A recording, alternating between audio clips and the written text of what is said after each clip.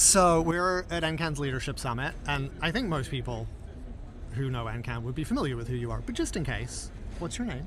Hi everyone, I'm Kim. And what do you do? What's your role at NCAN? I'm NCAN CEO.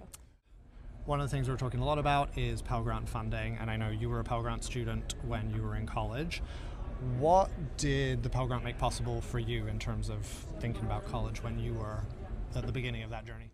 Yeah, I think the Pell Grant and all of the aid in my long offer letter made it possible for me to meet that number. That seemed like a really high number for cost of attendance.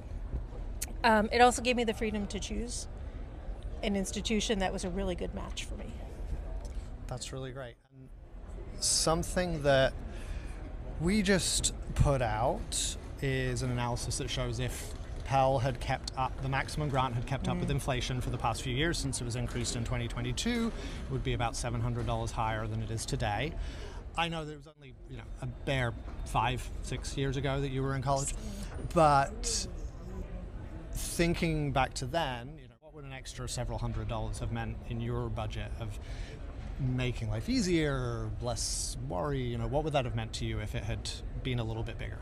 Yeah, I think a little more would have maybe allowed me to not also take an outside job in addition to my work-study job on campus. So, but it gave me a little more time to be on campus, to study, of course, right? But also maybe to be more involved on campus in a way that my time was limited with another job. It's been interesting as we've talked to students and some of our members today.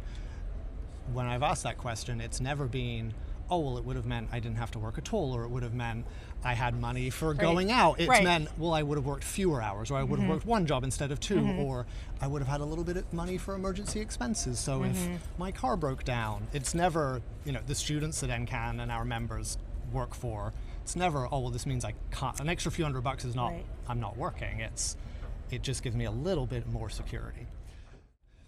When you think about our members, about the students that our members serve, what is it that you want lawmakers to be thinking about and to know when they think about Pell Grant funding in terms of what it means to the students that we try and support?